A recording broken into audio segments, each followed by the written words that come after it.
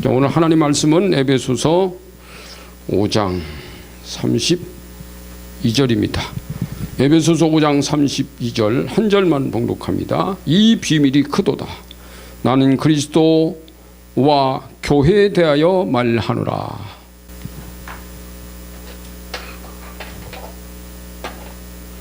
이게 제목이 8단원 지금 2과입니다. 8단원 제목이 뭐였죠?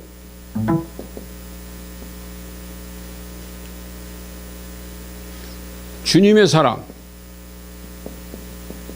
뭐요? 교회의 복종. 사랑과 복종. 이거는 위에 있는 자는 밑에를 사랑하고 밑에 있는 사람은 위를 복종한다. 지난주는 이제 예수님이 교회 머리였고 교회는 머리 대신 그리스도의 몸이었다. 근데 오늘은 이제 뭘 말하냐면 여기 이제 머리가 있고 여기 몸이 있습니다. 이게 다리도 있고 팔도 있습니다. 그런데 이 몸의 역할, 이 몸 중에서도 이게 몸이잖아요. 몸도 위가 있고 아래가 있다. 네. 이제부터는 이제 오늘하고 다음 주, 다음 주까지는 이 몸 안에 머리는 이 여기 있는 머리죠. 이 머리가 이 세상에 머리하고 바로 통하는 머리의 대행자가 있어요. 대행자. 뭐의 대행자? 머리의 대행자를 이 땅에 두신. 이게 교회 안에 이 교회 통치가, 관계라고 하는 것은 통치와 질서가 유지돼야 돼. 요게 되려면 반드시 횡적인 관계만 갖고는 안 돼요. 종적이어야 돼. 아래 위가 있단 말이에요. 그래서 오늘은 이제 목회자와 성도의 관계. 이제 오늘은 이제 이과는 목회자와 뭐요? 성도. 예? 이 관계를 말하는 거다. 관계. 목회자와 성도의 관계. 오늘 제가 5장 32절 읽었지만은 사실 거기 제가 썼습니다만 에베소서는 목회자와 성도의 관계를 직접적으로 언급하지 않으나, 직접적으로 언급하는 부분이 없어요. 에베소서에. 가정과 사회적 관계 질서가 종적인 관계 질서의 원리라면 교회에서 가장 중요한 관계인 목회자와 성도의 관계도 이 질서 안에 있다고 볼 수 있습니다. 그래서 제가 이걸 비밀 얘기를 했어요. 이게 비밀이에요. 하나님 나라의 비밀, 이 비밀, 몸. 이게 몸에서 여기서는 뭐냐? 이게 목회자, 교회에서요. 이게 교회 얘기예요. 가정 얘기는 또 달라집니다. 목회자가 되고, 이건 뭐냐? 그러면 교회, 성도. 요건 성도라고 써야 되겠다. 요 역할은 성도고, 요 역할은 목회자고, 요 굉장히 요 비밀입니다. 요게 비밀이 있다는 거야. 성경에는 여기 대해서 그렇게 자세하게 기록한 부분은 많지는 않지만 창세기부터 요한계시록까지 이 관계에 대한 하나님의 메시지는 몇 년이 흘러요. 모세와 이스라엘 백성 관계 있잖아요. 또 아브라함과 사라의 관계도 종적인 관계였습니다. 그렇잖아요. 그러니까 이제 문제는 뭐냐면 사실 교회 신앙생활을 하는 데서 가장 중요한 것이 목회자와 성도의 관계입니다. 이 부분이 분명해야 돼요. 목회자와 성도가 횡적인 수준이냐, 같은 레벨 안에 있느냐, 아니라는 거예요. 그러면 이 목회자라는 분은 머리와 똑같이 완결한 분이냐, 완벽한 분이냐, 정말 예수님 닮아야 되느냐, 그러면 좋겠죠. 닮으려고 노력은 하겠지. 그렇다고 해서 예수님은 아니야. 대행자일 뿐이야. 이분에게 이제 문제는 뭐냐면 여기에 있는 이 성도들이요, 목회자에게 너무 완전한 것을 기대합니다. 성도들. 목회자의 기대감이 커요.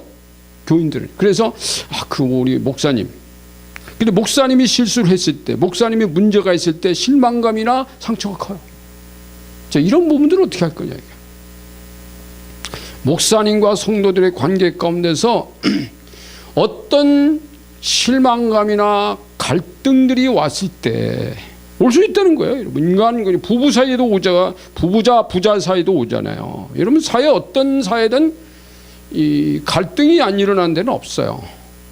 또 실망을 주고받고 하는 관계가 없는 곳은 없어요. 근데 교회 안에도 있단 말이에요. 예수님 때도 보면 이스라엘 백성들이 예수님에게 모두 다 신망하고 따랐느냐? 아니겠대. 만약에 예수님이 지금 이 땅에 오셔서 우리 교회 담임 목회자이거나 아니면 어떤 교회는 교회가 70만 명이라는 70만 명의 교회 담임 목회자로 딱 섰어요. 우리 주님이. 그러면 그 교회 모든 성도가 예수님을 전부 다 우러러보고 100% 만족할까요? 그렇지 않습니다. 그렇지 않아요. 여러분, 예수님이 와도 모든 사람이 다 예수님에게 만점 안 줍니다. 자, 그러면 사단이가 와서 강단에 딱 섰어요. 마귀가. 그러면 그 마귀에게 모든 사람이 다 0점 줄 것 같아요? 그렇지 않습니다. 어떤 사람은요, 그 마귀에게도 좋은 점수 주는 사람이 있어요. 여러분, 세상 그게 돼 있다니까. 그렇기 때문에 기준을, 우리가 지금 이 교회 기준을, 이 교회 목회자와 성도의 기준을 인간적 관점으로 보느냐 하나님의 관점으로 보느냐에는 굉장히 달라요. 자기 개인적 관점으로 볼 거냐, 교회라고 하는 이 바운드리 있잖아요. 이게 전부 다 연합체잖아요. 교회 안에 모든 성도, 우리 교회 찬양 교회의 관점으로 저 목사님을 볼 거냐, 이게 달라요. 나와 목사님의 관계가 교회의 문제가 돼서는 안 된다. 이건 굉장한 성숙된 신앙입니다. 내가 우리 목사님에게 만점을 주지 않는 것 때문에 이게 우리 교회 문제가 되거나 우리 목사님이 문제가 있는 분으로 여겨지지는 않는다. 이게 굉장히 성숙한 신앙이라니까요. 그런데 여러분, 이 교회가요, 이 문제 때문에 굉장히 많은 성도들이 교회를 떠나가고 교회에서 분란이 일어나고 분쟁이 일어나고 막 그럽니다. 어떤 사람은 이 고린도 교회 그랬잖아요. 바울만 다 좋아했는데 그렇잖아요. 어떤 사람은 바울보다 베드로파가 있어요.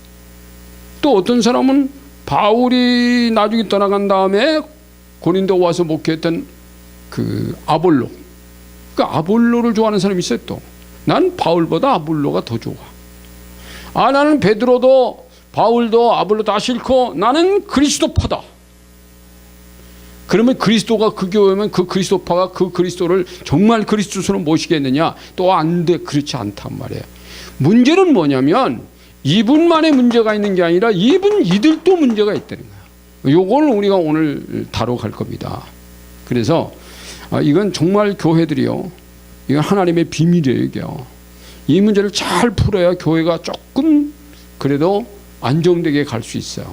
이런 문제를 제가 오늘 이게 지금 8장입니다. 오늘 페이지가 많아요. 빨리빨리 가야 되는데 거기 몇 가지 이제 제가 예를 들어서 저희 경험이나 이런 것들을 들어서 거기에 쭉 얘기를 해갈 겁니다. 분명한 것은 이거요. 목회자와 성도는 횡적인 관계가 아니라고요. 목회자와 성도 사이는 절대로 횡적인 관계가 아니라 종적인 관계라. 이것만은 여러분이 집어넣으십시오. 그래서 거기 목회자 줄 있는 부분 그 지나서 목회자와 성도의 관계도 종적 관계로 보면 사랑과 복종의 관계입니다. 주님에게 하는 게 사랑과 복종의 관계는 건강한 교회를 유지하는 비결입니다. 성경 여러 곳에서 이 관계에 대해서 언급하고 있습니다. 맞아요. 자, 에베소서에 기록되지 않은 것은 머리와 몸체로 된 교회에서 목회자도 몸의 하나일 뿐이에요. 때문에 그럴 수 있습니다. 목회자에게는 요한복음 13장 1절을 권합니다. 이건 뭐냐고. 예수님이 자기의 제자들을 사랑하시되 끝까지 사랑하시니 말씀이세요. 근데 그 제자 가운데 가룟 유다도 포함되어 있어요. 가룟 유다가 내일 새벽이면 나를 팔을 텐데 다 알아요, 주님은. 근데 그를 미워하지 않고 사랑했다. 자, 히브리서 13장 17절을 여러분 찾아보세요. 히브리서 13장 17절. 그것은 여러분 성도들에게 주신 말씀이기 때문에, 자, 히브리서 뒤로 좀 가야 되겠죠. 13장 제일 마지막 장입니다. 17절 그 보면요, 너희를 인도하는 자들에게 순종하고 복종하라. 그들은 너희 영혼을 위하여 경성하기를 자신들이 청산할 자인 것 같이 하느니라. 그들로 하여금 즐거움으로 이것을 하게 하고 근심으로 하게 하지 말라. 그렇지 않으면 너에게 유익이 없느니라. 목회자에게 복종을 해야. 왜? 그가 근심하지 않게 즐겁게 목회하도록. 이건 성도들이 해야 될 일이에요. 나 때문에 우리 교회 목사님이 근심을 준다, 이거 우리가 염두에 둬야 될 겁니다. 자, 거기 이제 그 다음에 쭉 풀어가야 될 거니까 그 다음을 보세요. 목회자는 몸이지만 몸체 중에서도 머리의 대행자 역할자로 부름받은 몸입니다. 그 줄이죠. 에덴 교회는 아담이 머리예요. 노아 교회는 노아가, 족장 교회는 족장들이, 광야 교회는 모세가 머리의 대행자였습니다. 정복 교회는 사사, 왕, 제사장, 선지자 등 여럿을 세우셨습니다. 바벨론 교회는 제사장이나 서기관, 그룹 등 회당 지도자가 대행했습니다. 신약 교회는 그리스도가 오셔서 세우셨으나 지역 교회마다 각기 그리스도의 대행자를 세우셨습니다. 자, 구약 교회는 기름을 부어 대행자를 삼았지만 신약 교회들은 성령께서 세우시기를 원하는 자들로 안수 기도하여 세웠어요. 안수 기도하여 세웠습니다. 그래서 신약 교회 보면 이렇게 안수에서 세우는 장면들이 나오잖아요. 여러분 그림이 있어요. 그림. 자, 그림 있죠? 여러분 그림 보세요. 그림을 한번 보세요. 여기 구약 교회가 나와요. 구약 교회는 하나님이 계시고 그 밑에 누가 있어요? 왕, 또 제사장,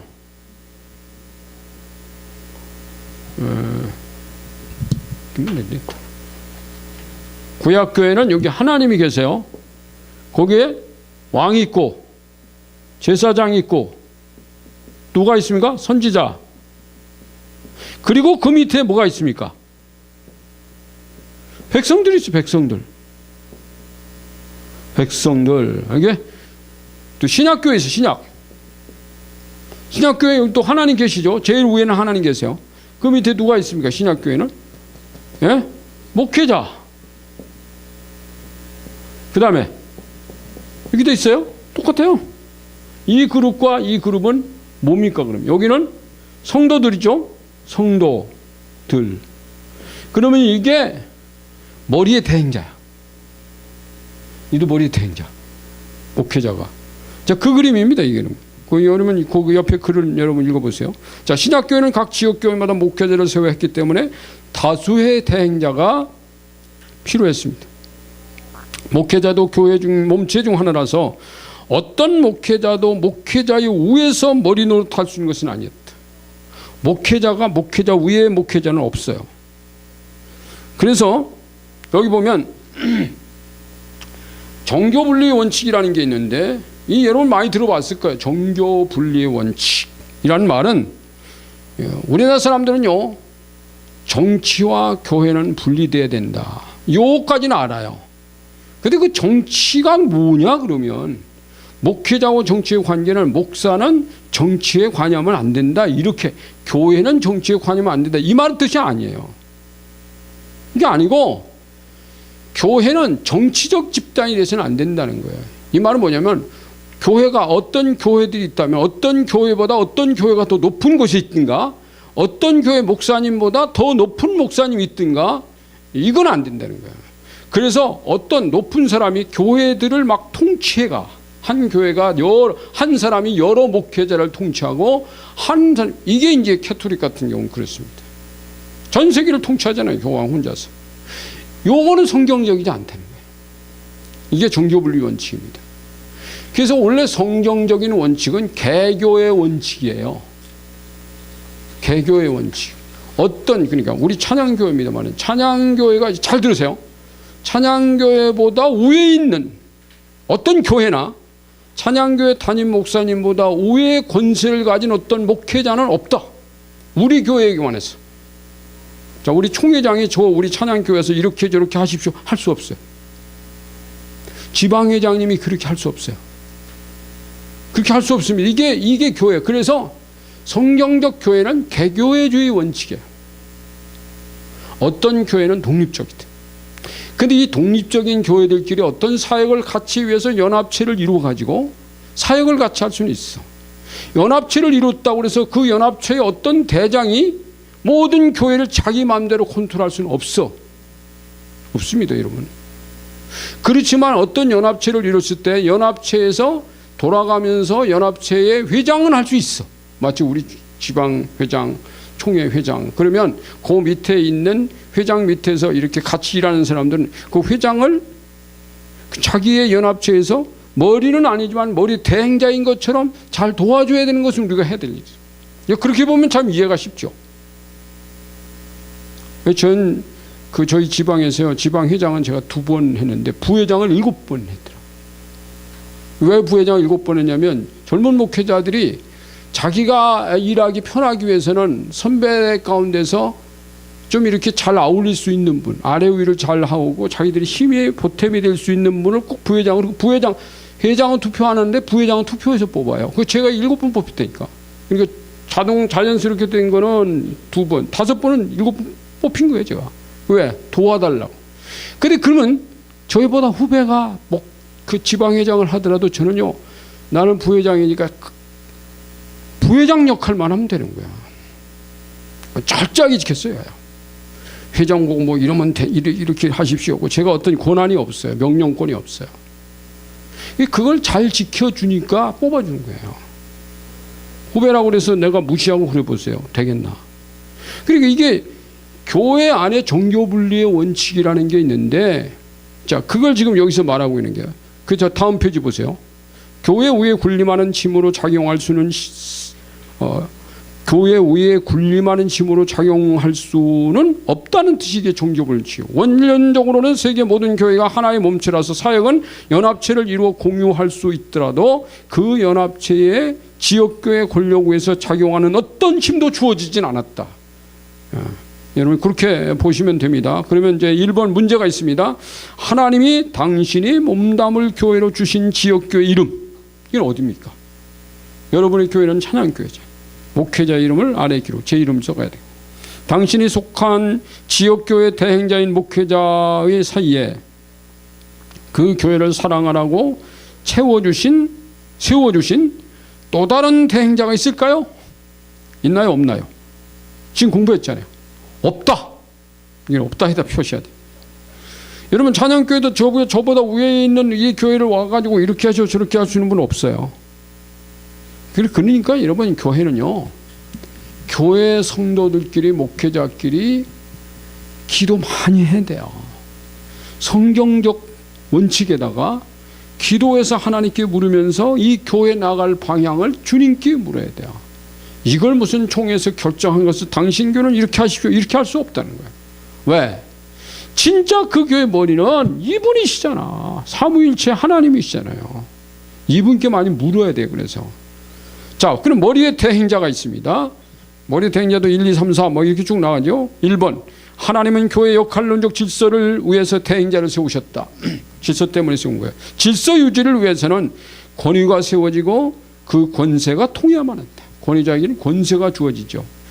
횡적 관계만 있는 조직은 질서 유지가 안 되게 되어 있습니다. 하나님은 교회 몸체는 모두 인간들이고 머리는 보이지 않는 곳에 계심으로, 보이지 않는 곳에 계시잖아요. 인간 중에서 머리에 대행자를 세워서 교회 지도력으로 권세를 주셨습니다. 네. 사회 조직체들은 모두 조직원들이 지도자를 선출합니다. 근데 교회 목회자는 조직원들이 뽑는 게 아니에요. 누가 뽑았어요? 하나님의 부르심과 기름 부으심이 있어요. 주님이 불러야 돼요. 주님이 안 불렀는데 내가 목회하겠습니다. 그렇다고 주님이 너 하지마 그러고 발로 걷어차진 않아요. 참 주님은 좋으신 분이에요. 내가 교회 목회자가 될랍니다. 그래서 막 신학교 가서 공부도 하고 말이야, 자기 돈 내다 공부하고 거기에 목회를 합니다. 그렇다고 해서 하나님 너 하지마 이렇게는 안 하시지만 하나님이 교회 목회자라고 하는 것은 하나님의 부르심으로 해야 된다는 게 맞아요. 자, 그런데 이제 박수 처리할 그 문장이 있죠. 지도자를 위해 교회가 있는 것이 아니라 교회를 위해 지도자가 있는 것입니다. 아멘입니다. 이건 이 원리는 지도자나 성도들이 깊이 새겨둬야 될 원리입니다. 교회를 위해서 지도자가 있는 거야. 지도자도 그걸 알아야 돼. 교회 때문에. 목사님이 훌륭해서 교회 되는 게 아니에요. 교회 때문에 하나님이 목사님을 세워놓으신 거예요. 그러니까 그 교회, 우리 교회는 저 목사님 세우셨으니까 우리는 저분을 잘 보필하고 저분에게 복종적일 때 하나님의 어떤 일이 성취된다 이렇게 믿으셔야 돼요. 아멘. 자, 그러므로 성도들은 교회를 위해서 목회자를 하나님의 대행자로 받아들여야만 합니다. 이 중요하죠. 하나님이 모세를 부르신 것은 이스라엘이라는 하나님 나라 때문이었습니다. 모세 때문에 부른 거 아니에요. 나라 때문에 부른 거예요. 이스라엘 때문에 모세를 부르셔서 지도자로 삼으시고 지도자의 권세를 주셨습니다. 이 권세는 모세에게서 나온 것이 아니라 하나님으로부터 온 것입니다. 그래서 권세는 하나님께로부터 나지 않음이 없나니 로마서 13장 1절 라고 말씀하신 겁니다. 모세도 이스라엘 백성과 똑같은 인간이지만 이스라엘이란 하나님의 나라, 하나님의 교회 질서를 바로 세우시기 위해 모세에게 질서를 세우는 데 필요한 만큼의 권위와 권세를 부여하셨습니다. 성경에서 이 원리에 가장 잘 적응하고 복종한 인물이 누군지 아세요? 다윗입니다 그랬어요. 자, 사울의 어떠함에도 불구하고 여러분 보세요. 아까 처음에 말했듯이 사울은 정말 그 나라의 임금으로서는요 참 문제가 많은 사람이었어요. 자, 문제가 많기 때문에 내가 구테타에서 주면 내쫓아버리고 저분 자리를 내가 차지해야 되겠다. 다윗이 그럴 수 있었지만 그렇게 안 했다는 거잖아요. 불구하고 사울을 왕으로 삼으신 하나님의 주권과 왕에게 부여된 권세를 복종으로 받아들인 자가 다윗입니다. 끝까지 복종합니다. 죽인다면 도망가면 되는 거예요. 죽인다고 되는 게 아니고 도망가는 거야. 이렇게 도망가기를 10여 년 동안을 도망 생활했습니다. 왜요? 안 되더라고.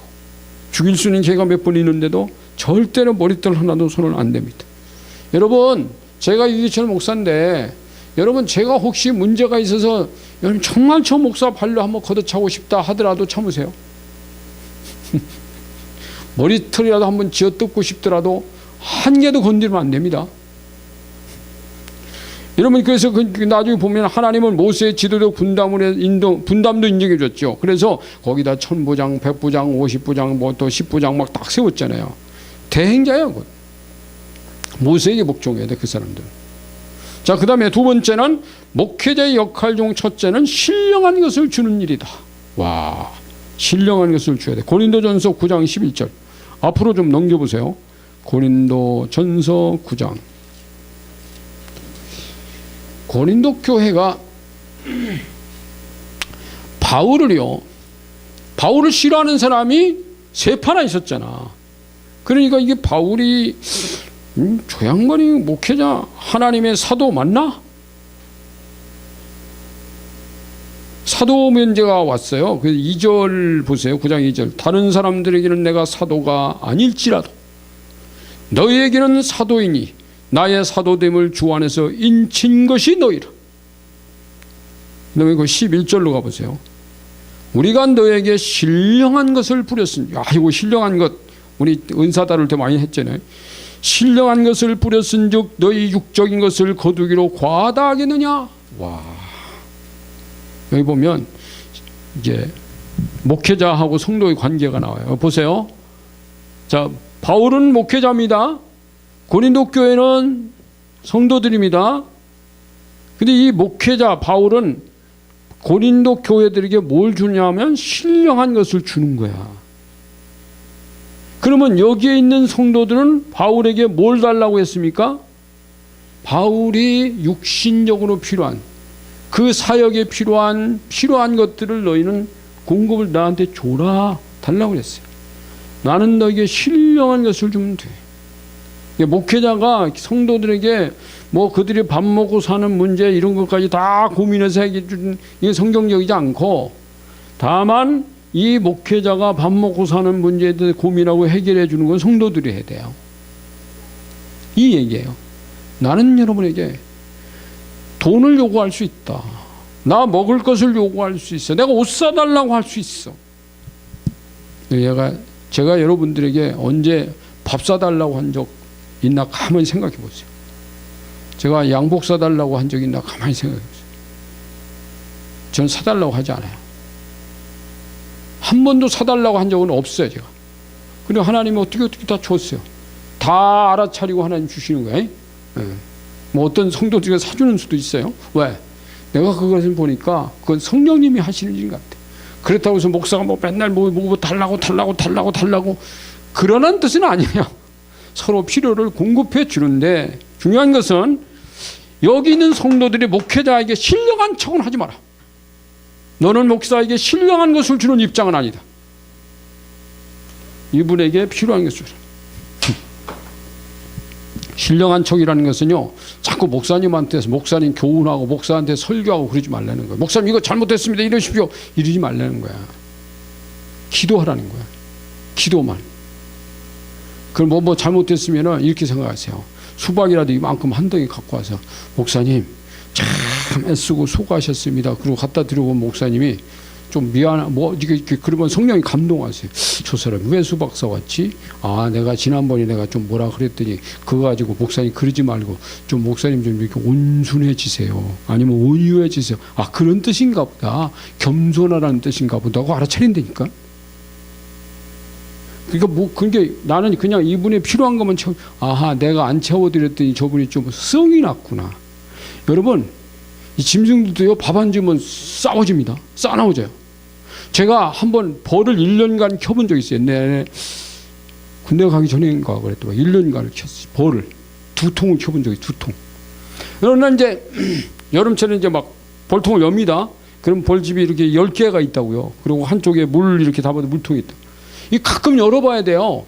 뭐 얘들이 그 왕집을 여러 개서 있으면 떼내야 되고, 뭐 어떻게 집을 잘 짓나, 어떻게 뭐 잘 물어오나 열어봐야 돼.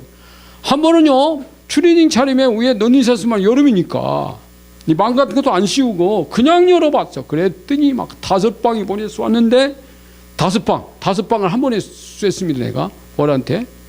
웬만한 사람은 죽어요. 근데 얼굴 하나 붙지도 않고 끄덕끄덕하고. 근데 왜 그렇게 쏘느냐? 벌들이 먹이가 부족하면 주인도 쏘아버려요. 집에 먹을 것이 풍성하면 안 쏘아요. 사자가 자기가 배부르면요 절대로 사냥 안 합니다. 목사님도 배부르면 뭐 성도들 더 잘 살고 설교도 잘해야 하고 기도도 더 많이 하고 그래야 되겠구나, 그런 마음 가질 거 아니에요. 아멘 해야 돼. 요거 아멘 해야 된다. 그래서 여러분 이게요 그 얘기입니다. 그 밑에 보면 쭉 읽어보시면 되는 거예요. 자, 그러면 앞에 1번, 2번의 문장을 읽고 깨닫거나 느낀 점이 있다면 아래 기록해 보세요. 있죠? 1번, 2번 뭐예요? 1번은 뭡니까? 1번이 뭐죠? 하나님은 교회 역할론적 질서를 위해 대행자를 세우셨다. 2번은 목회자의 역할 중 첫째는 신령한 것을 주는 일이다. 만약에 목사님에게 무슨 일이 있으면 목사님이 성도들과 같이 회의를 한다든가 뭘 해가지고, 자, 우리 이런 문제가 있는데 우리 상의해서 서로 의견을 발표하십시오. 그때는 얼마든지 목사님이 하라고 그랬으니까 할 수 있어요. 목사님 저는 이렇게 하는 게 좋겠습니다. 근데 그게 아니고, 그것도 아닌데 그냥 막 자기가 잘난 척. 근데 만약에 교회에게 정말 좋은 안이 있으면 그 안을요 목사님에게 조용히 갖다 드리세요. 목사님, 제가 기도하다 보니까 하나님 이러는 게 있는데 이거 어떨까요? 라고 조용히, 아무도 모르게. 그래서 그 목사님이 딱 받아들여 가지고 그걸 교회에서 만약에 발표를 한다면 목사님에 의해서 그게 나와야 돼. 그게 신령이야. 그래 신령이야. 지가 발표하면 신령 아니요. 이건 교만이야. 그 신령이 요 부분이 여기 글에 나와 있는 겁니다. 자, 이번에 문장에서 언급한 것처럼 목회자의 신령한 것이 교회 통하기 위하여 성도들에게 주어진 과제는 무엇일까요? 목회자를 하나님의 대행자로 알고 신뢰하라, 그런 뜻입니다. 자, 그 넘어보면 그 있어요. 3번, 머리의 대행자와 성도들은 사랑의 관계를 유지해야 된다. 와, 사랑의 관계. 머리의 대행자와 성도들은 사랑의 관계를 유지해야 됩니다. 신뢰 플러스 사랑, 이렇게 돼야 돼요. 신뢰만 하지 말고 사랑도 해라. 사랑만 하지 말고 신뢰도 해라. 앞에서 말씀드린 대로 목회자는 성도를 사랑하고 성도는 목회자에게 복종하는 것이 사랑의 관계 형성이라고 라고 말씀드릴 수 있습니다. 그리스도께서 교회를 사랑하신 것 같이 목회자도 교회와 사랑의 관계를 유지해야 됩니다. 성도들도 주님을 사랑하듯 목회자에게 복종으로 사랑하는 마음을 유지해야만 합니다. 서로 간에 무엇을 줄까 보다 무엇을 줄까, 내가 무엇을 드릴까, 내가 무엇을 베풀까, 이것보다 기대사항이 더 크면 사랑 안 됩니다. 사랑은 주는 거예요. 기대사항이 아니에요. 주님은 요한복음 13장에서 제자들 위해서 죽으실 것을 결단해서 내가 너를 위해 죽을 거야. 가룟 유다를 위해서도 말씀했습니다. 그랬더니 제자들이 막 근심 고민합니다. 막 고민해. 그랬더니 주님 뭐라 그랬어요? 너희들 마음에 근심하지 말라. 하나님을 믿으니 또 나를 믿으라. 그래 놓고 내가 떠나는 이유가 있다. 너희들이 있을 곳을 내가 예비하러 가는 거야. 다 예비되면 다시 와서 너희로 내가 예비된 그곳으로 너희를 인도할 거야. 안심을 시켜요. 이게 뭡니까? 주님이 그들을 사랑하는 얘기입니다. 그러면서 주님은 14장 그 밑에 나오죠. 그들을 안심시키기 위해 내가 가서 너희의 거처를 예비할 것이며 그 다음에 너에게 다시 와서 나의 거처로 인도하시라고 안심시키고는 내가 곧 길이고 진리고 생명이다. 내 안에 아버지가 계시고 아버지 안에 내가 있다. 그러므로 이게 중요해요. 그러므로 내 말을 순종하는 자는 아버지께 순종하는 것이며 나를 사랑하는 자는 내 아버지께도 사랑을 받을 수 있다. 굉장히 중요한 못 박았어요. 말씀으로 하나됨을 선포하셨습니다. 이 말씀을 확대하면 나도 너희를 사랑하니 너희도 나를 사랑하라. 그 말씀이에요. 그 밑에 이제 문장 바뀌어가지고 사랑할 수 없는 자를 사랑하는 것이 사랑입니다. 예수님이 가룟 유다를 사랑하는 것은 사랑이에요. 자, 예수님은 자기 제자를 사랑하시되 끝까지 사랑하셨다고 말씀했습니다. 그 제자들 중에는 그를 팔게 될 가룟 유다까지 포함되어 있었습니다. 자기를 팔 사람에게 이라는 것을 알고 계시면서도 말입니다. 자, 네 번째는 교회를 위한 머리의 희생. 그러니까 목회자가 교회를 위해서 희생해야 된다는 얘기입니다.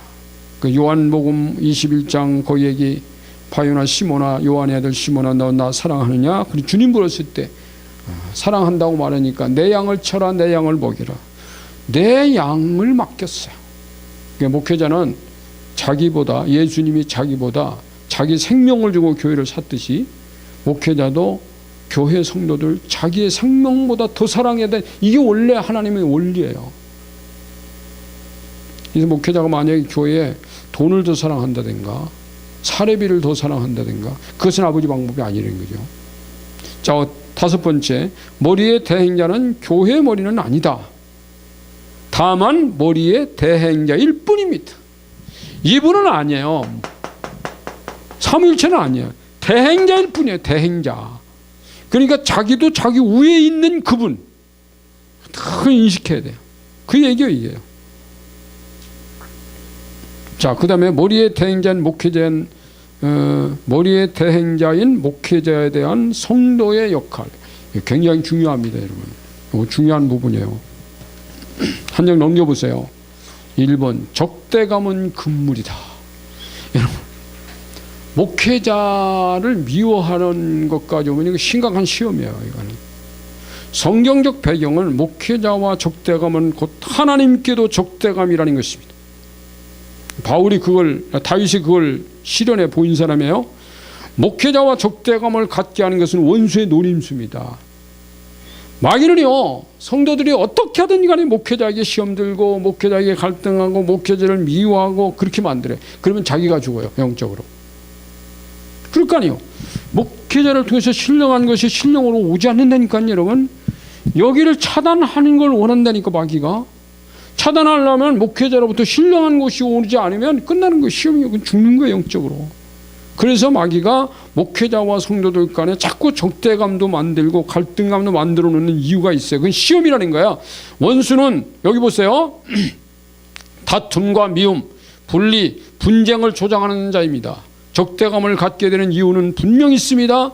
뒤에서도 말씀드리겠지만 그 이유를 선과 악, 옳고 그름이라는 잣대로 판단할 수 있는 상이 아니라는 것입니다. 문제는 여러분, 성도들이요, 자기의 잣대, 자기의 정의감의 잣대, 자기의 선이라는 잣대를 가지고 목사님을 재는 거야. 아니, 어떤 옆에 교회에 있는 목사님의 잣대를 가지고 또 자기 교회 목사님을 재네. 그럼 한번 생각해 보겠습니다. 옆집 아저씨가 우리 아버지보다 훌륭한 분이 많이 있습니까, 없습니까? 있잖아요. 자기 아버지가 대한민국에 가장 훌륭합니까? 아니거든요. 자기 남편이 옆집 아저씨보다 더 훨씬 훌륭합니까? 아닐 수 있잖아요. 근데 하나님이 둘이 맺혀주신 것은 내 아버지, 목회자도 내 아버지라고 생각하는 거예요. 내 아버지. 여러분, 어떤 때는 하나님 앞에도 승질 날 때 있습니다. 하나님, 당신 하나님 맞습니까? 왜? 자기가 시험 들면요, 하나님한테도 막 대들어요. 하나님 맙소사 막 대들어. 그때는 부처님이 하나님보다 훨씬 더 훌륭해 볼 수도 있어요. 그렇다고 부처님보다 하나님 훌륭. 부처는 여러분 석가모니 인간이잖아요. 하나님은 신이시고. 근데 그렇다고 해서 여러분 그건 자기 시험이지 하나님 문제 있는 건 아니란 말이에요. 머리가 문제가 있지만 자기 잣대로 재면 문제가 나와요. 그런데 자기 잣대로 재지 마라. 뭘로 재라? 하나님의 잣대로 봐라. 여러분, 하나님 잣대가 뭔지 아세요? 하나님 저한테 그랬다고 그랬죠. 넌 종이감의 잣대 30cm 뿔 자가지고 사람 재지 마라. 하늘나라는 잣대가 없다. 뿔자도 없고 줄자도 없다. 하나님 나라의 자는 은혜뿐이란다. 하나님이 인간을 볼 때 은혜로 봐준다는 거예요. 네가 이렇게 부족하지만, 내가 이렇게 모자라지만, 너가 이렇게 흠이 많지만, 그럼에도 불구하고 너가 내게 왔기 때문에, 내 백성이기 때문에 나는 네 죄를 용서했고 나는 너를 나의 하나님의 자녀로 내가 길러가고 있으니 너가 점점 너도 좋아질 거야. 여러분, 목사님이 예수님 같지 않아요. 성경적, 자기가 아는 성경적 잣대로 예수님, 목사님 재지 말라는 거. 자기의 정의감 잣대로. 그래서 교회 떠나는 사람이 굉장히 많아요. 목회자가 왜 저래? 목회자가 나만도 못해. 와, 지난번에 제가 그런 얘기 했잖아요. 지난 봄에 제가 저하고 나이가 똑같은 사람 전도했습니다. 교회를 10년 다녔어요. 서울에 있는 큰 교회만 다 다녔어요. 근데요, 그분이 자기 잣대가 얼마나 강한지 목회자들을 알게, 나는 예수 절대로 안 믿는다니까. 하나님이 살아계시면 저 목사가 저럴 수 있나? 하나님이 살아계시면 저 장로가 저럴 수 있나? 그러면서 교회 왜 10년 다녔어요? 그 사람에게 제가 이 복음 전하려고, 또 어떤 분이 그분에게 복음 전하라고 저에게 부탁을 해서 저희 집에 왔길래 비가 부슬부슬 오는 날 1시간을 씨름했어요. 제가 그 사람을 과감하게 이 정의감의 잣대를 부서뜨리기 시작했어요. 당신의 그 잣대가 하나님 잣대, 하나님이 가장 싫어하는 사람은 뭐냐? 자기 정의감의 잣대가 남자는 사람이 제일 싫어한다. 거기서부터 깨는 거예요. 이제 그게 얼마나 잘못된 것인지를 날 신랄하게 비판한 거예요. 회개하시라고. 난 예수 안 믿겠대요. 목사들 보고 장로 보니까 예수 믿을 이유가 없대요. 오히려 내가 훨씬 더 의롭대요. 목사님보다 장로보다. 걷겠어요. 1시간 동안. 나중에 목사님, 제가 회개하겠습니다. 제가 죄인 많네요. 회개하겠습니다. 그리고 회개하고 예수 영접하겠습니다. 영접은 알아. 하도 많이 들어가고 안 된 상태지만 알아. 그래서 눈물을 흘리면서 회개하고 그날 예수 영접기도 하더라고요. 문제는 뭐냐면 자기가 의롭지 않은 건 맞아요. 아니야, 다른 사람보다 자기가 정의롭게 살려고 하는 건 굉장히 좋은 거예요. 근데 그것이 남들을 비판하고 판단하고 그것 가지고 다른 사람 적대감 하는 건 그 자체가 엄청 큰 죄예요. 우리나라는 그런 사람이 굉장히 많아요. 그러니까 SNS상에 어떤 사람 문제가 있으면 막 그렇게 난도질하고 칼질합니다. 자기가 그렇게 칼질하고 자기 난도질하면 자살할 거요? 안 되는 거예요. 자, 오래전의 일로 기억되는 하나의 사건을 소개하겠어요.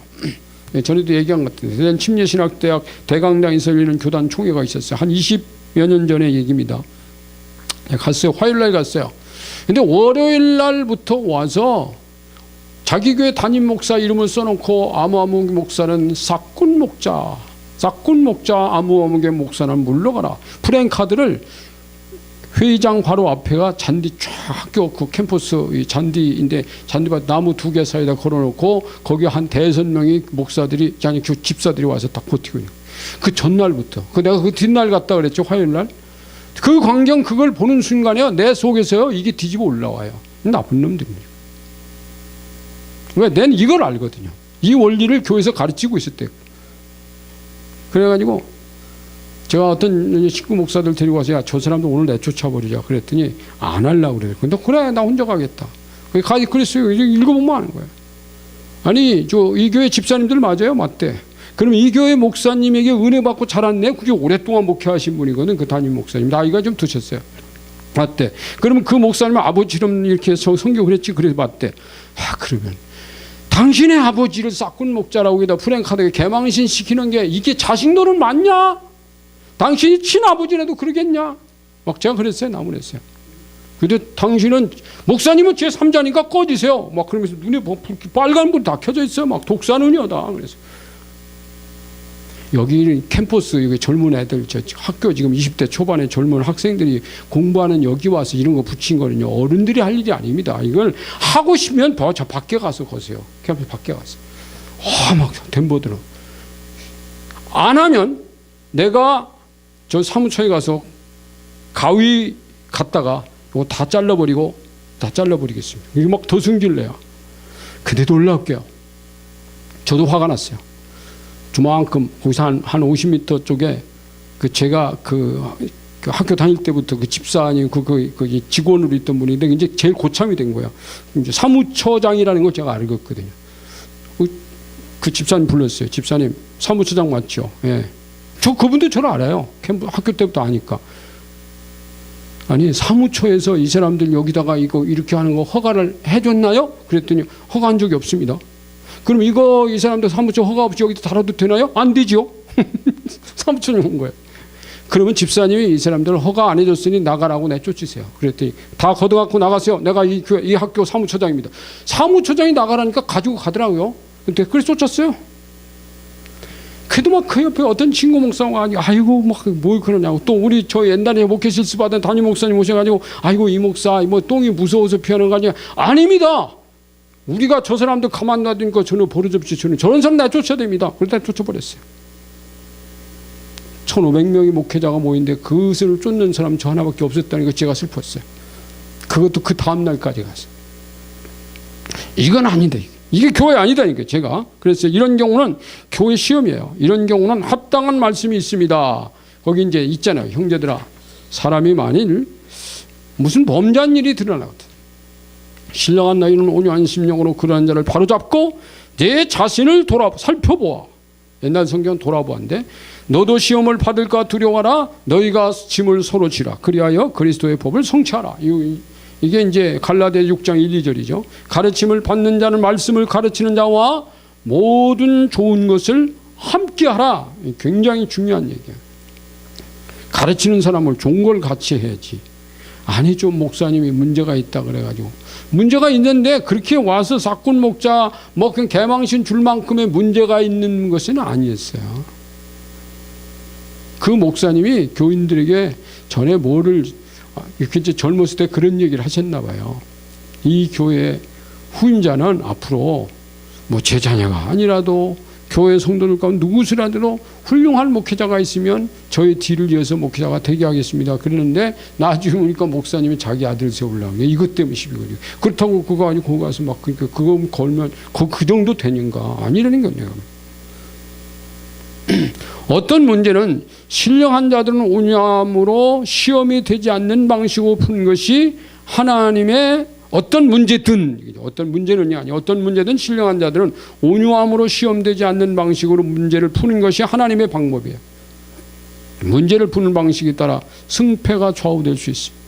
방식이 어떠냐에 따라서 시험이 될 수도 있고 아닐 수도 있다.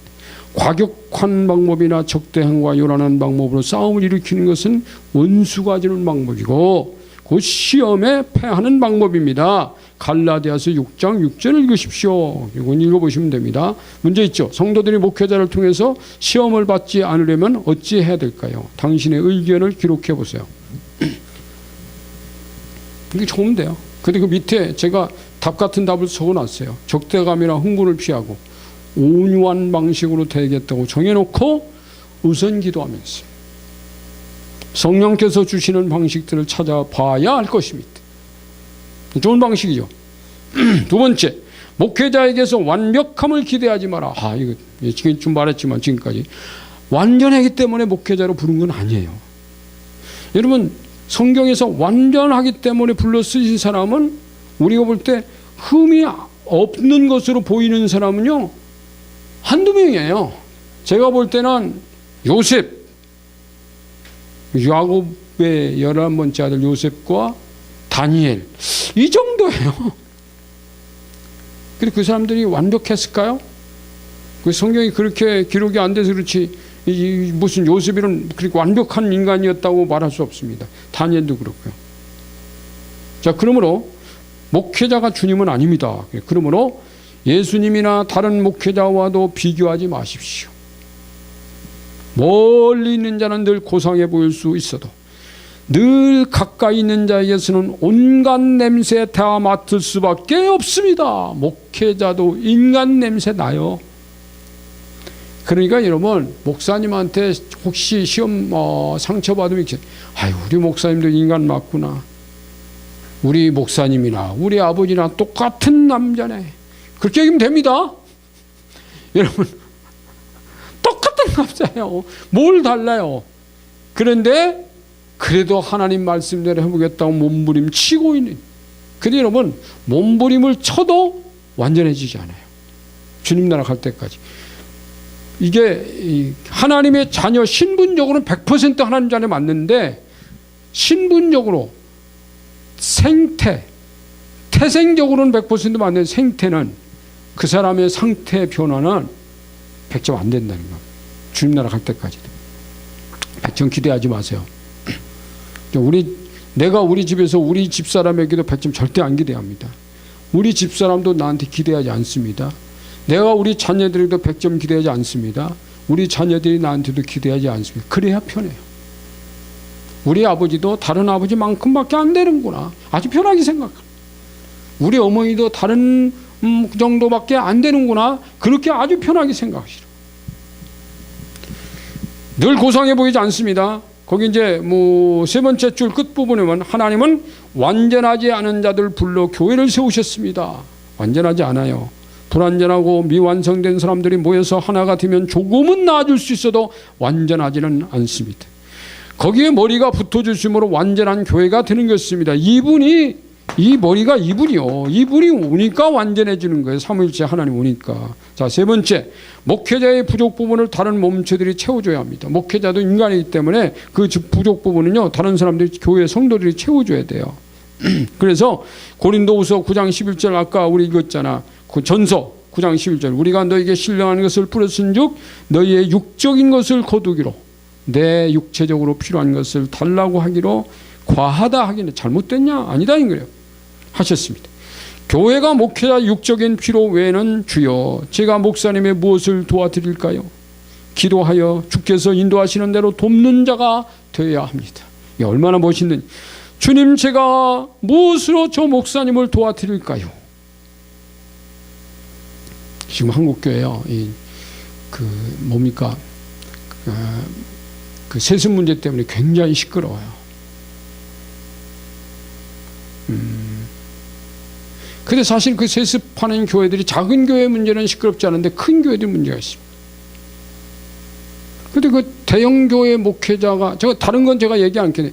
대형교회 목회자로 가는 것이 영광이라고 생각하는 사람들이 있습니다. 아니, 영광이 아니에요. 저는요, 대형교회 가서 목회할래? 100명 교회에서 100명 교회 훨씬 편안하고 싶습니다. 대형교회 목회 얼마나 힘든지 아세요? 지금 세습 문제 시끄러운 교회도요, 새벽기도 하루에 2번씩 합니다. 그분은 5시에 새벽기도, 4시 반에 일어나서 5시 새벽기도 하고, 6시부터 7시까지 또 새벽기도 2부 하는 교회입니다. 그게 쉬운 거예요? 장례식, 결혼식, 여기 그 교회가 지금 각 그 어디에 돈을 보내는 것이 1년에 200억씩 보낸다는데 그거 하나하나 결제하고 다 심사, 이게 쉬운 거예요. 굉장히 영광 아니에요, 여러분. 고난이에요. 이게 고난의 길입니다, 여러분. 예수님이 십자가 지신 것처럼 제가 볼 때 대형교회 목회자들은요, 다른 교회보다 훨씬 고난이, 그분이 그 교회 그렇게 키워놓기까지 엄청 고난당했어요. 근데 다른 사람들은 벽돌 한 장도 거기 놓지 않은 사람들이 거기 와서 시비 거는 건 자격 없음입니다. 거기까지만 제가 말해요. 나머지는 우리가 기도하면서 그들이 결정할 일이니까요. 자, 목회자의 부족 부분을 다른 몸체들이 채워줘야 한다. 돕는 자가 되라는 거죠. 제 밑에 보면 기도하여 주께서 인도하시는 대로 돕는 자가 되어야 합니다. 교회는 사회적 조직체와 달리 영적 전쟁을 위한 군대입니다. 그래서 하나가 되어야 하고, 그래서 복종적이어야 합니다. 네 번째, 한순간도 목회자의 머리로 오르지 마라. 여러분, 이 밑에 있는 성도는 목회자 위로 못 가요. 절대로 안 돼요. 이거 올라가요? 튀어서 올라가요? 어떤 분이 올라가? 여기 안 된다는 거예요. 하나님은 이러시기를, 나라에 그 보세요, 거기 기름 부음 받은 자를 손대지 마라. 나의 선지자를 해하지 말라 하셨도다. 이게 지금 시편 105편 15절, 역대상 16장 22절 제가 거기 써놨죠. 밑에 아주 좋은 예가 있습니다. 제 둘째, 지금 전도사잖아요. 다른 교회에서 목회 전도사 잘하고 있습니다. 지금. 신학대학 1학년 1학기 때입니다. 월요일날 집에서 갔는데, 화요일날인가?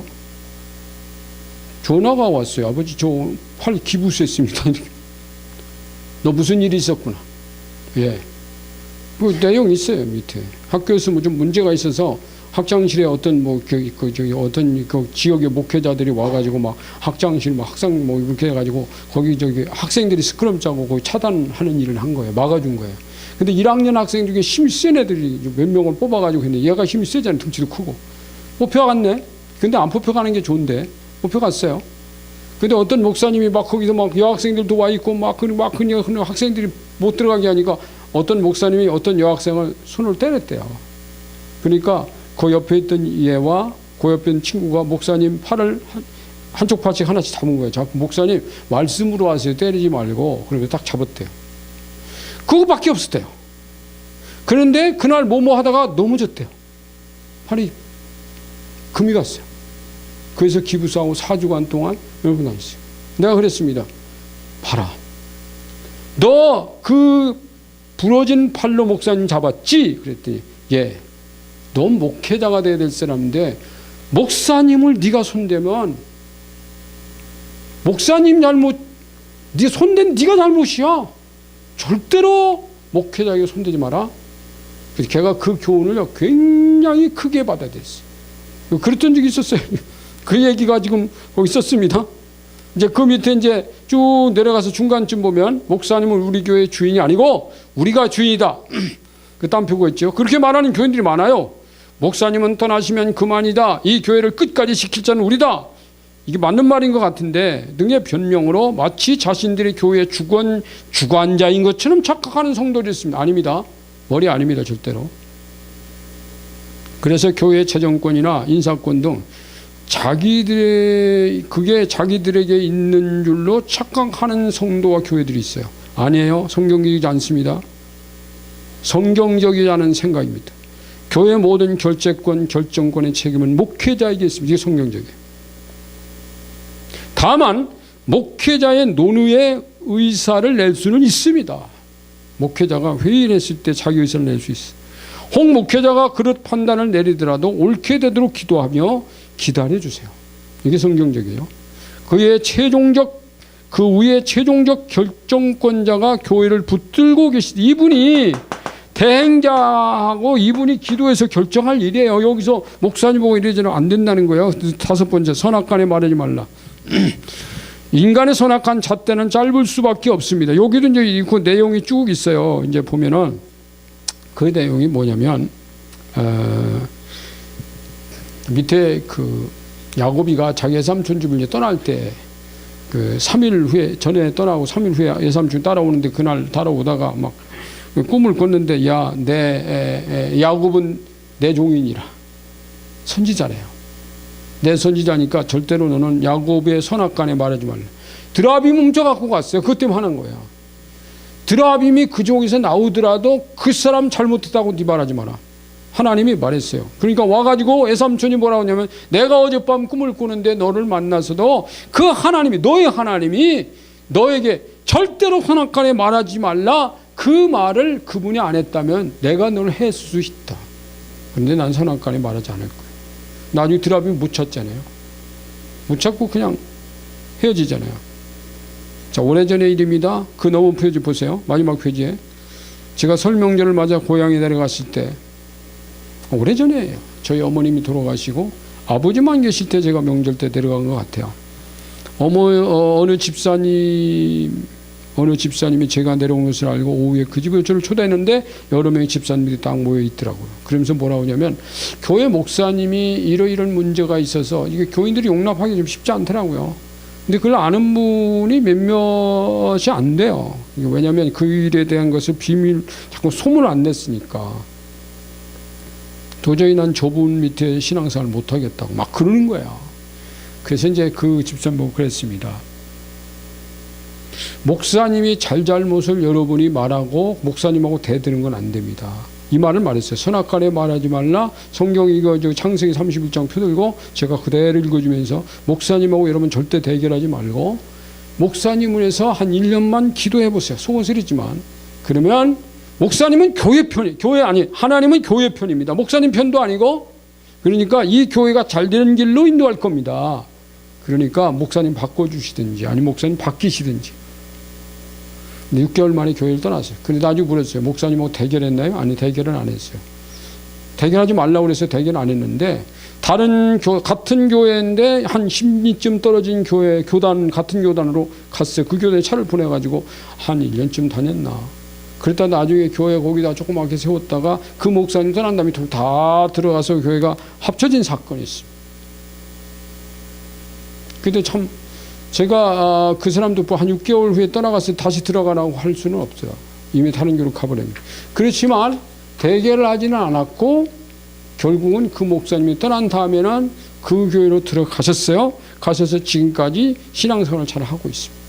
뭐 이제 나이가 들어서 돌아가신 분은 돌아가셨고 그렇습니다. 자, 그 얘기를 제가 거기 쓴 거예요. 그 다음에 마지막 목회자를 중심으로 하나 되어야 한다. 그죠? 고린도 교회는 바울파, 게바파, 베드로파, 아볼로파, 당시 목회자고요. 그리스도파 이렇게 4개 분파로 분리된 교회였습니다. 이파 저파 싫은 사람들이 그리스도파라고 이름을 붙였으리라 짐작이 됩니다. 교회는 현역 목회자를 중심으로 하나가 되는 것이 하나님의 방식입니다. 그럼 고린도 교회는 그때 누굴 중심으로 하나가 됐어요? 당시 목회자가 누구예요? 여기?